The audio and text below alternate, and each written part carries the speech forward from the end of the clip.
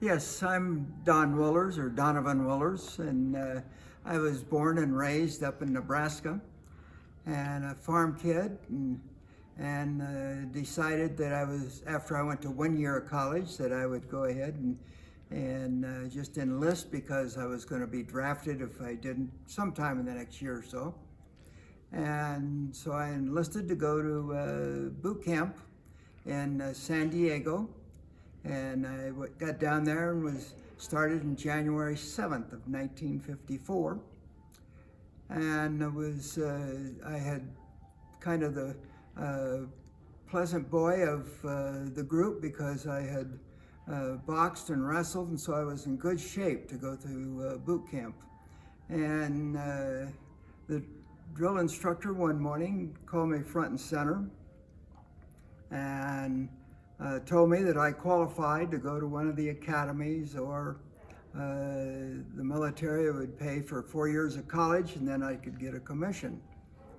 And as he was walking away, over his shoulder, he says, or you can go to become a NAVCAD. And I says, what's a NAVCAD, sir? He says, that's where you learn to fly, stupid. And I guess I made a stupid decision because that's what I did.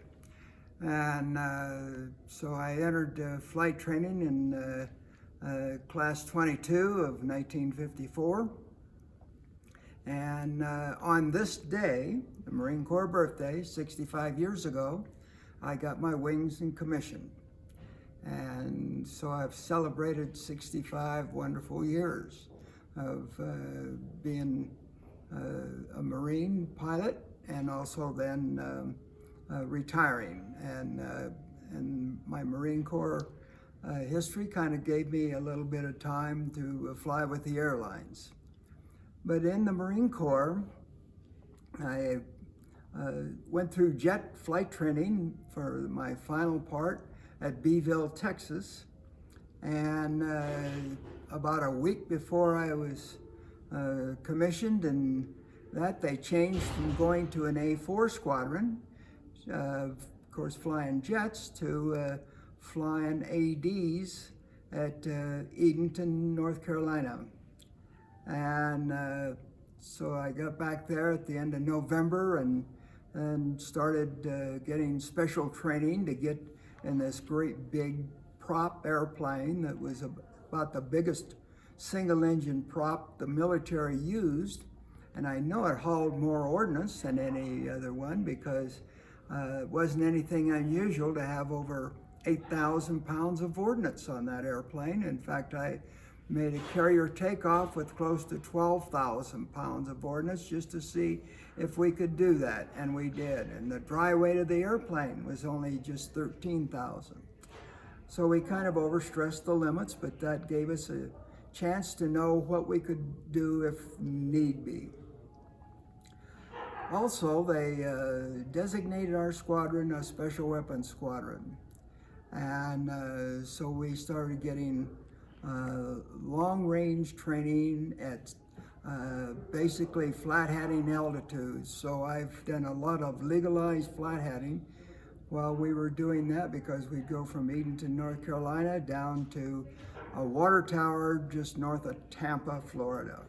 And it was all flat-hatting all the way down there, including across the Okefenokee swamps. And we could see the alligators kind of roll over in the water and go down. And so it was, you wanted to make sure that your engine wasn't running too rough. It seemed like it got rough as you entered the Okefenokee swamp area, but it never quit, fortunately. And after we'd get our tower and get to where we would do our what we called idiot loops, which we'd go from right above the ground to pull back on the stick and be flat on our back, upside down at about 1,300 feet. And then as you got the nose down, you'd roll out and head back the other way. And that was the loft maneuver that we used to drop the special weapons, because the bombs we had back in those days were 4 times more powerful than the ones dropped in Japan. So you know they were good size.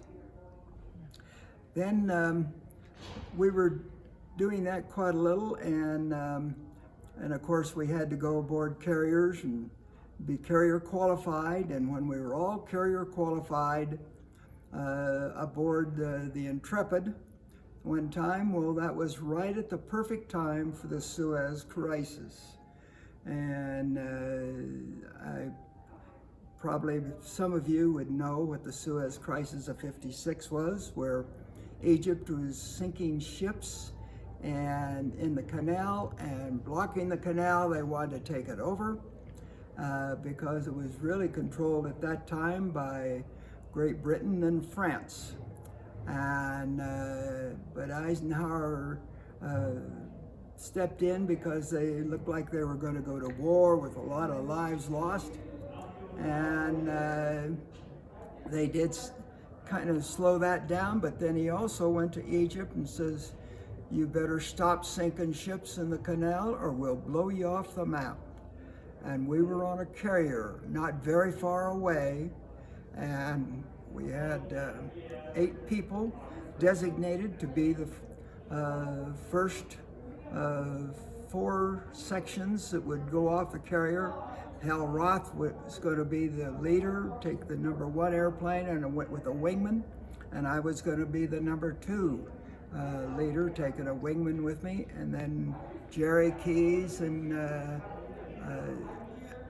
then Dixon. And we ended up, though, that when Eisenhower told them that, they stopped sinking the ships. So we just kind of did circles out there in the water for 5 days. Turned around and came back. Mm-hmm.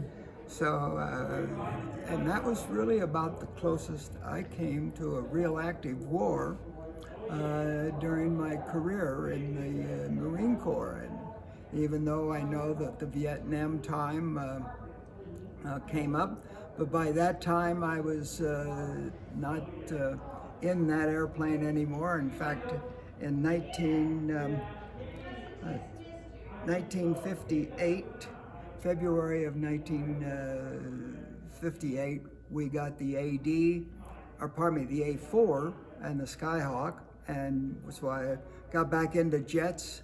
But about that time, I decided I was going to leave the squadron and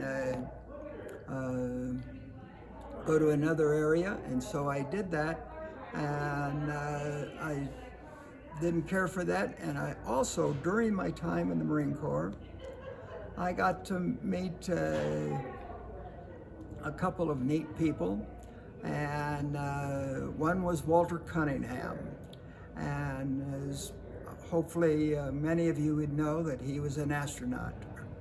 And so Walter Cunningham was about 3-4 years ahead of me, and so about this time in my life, he had graduated from college and was getting into the astronaut program.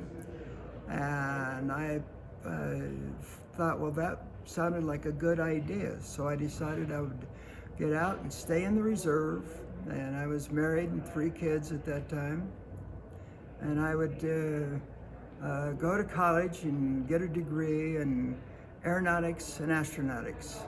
And so I got off active duty in the summer of '60 and stayed in the reserve then, and flying $19s, or in the Marine Corps we called them R4Qs, or flying boxcars.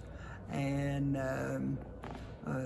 so I was in that squadron, and I entered college at the University of Washington in the summer of 1960, and graduated in February of 1965.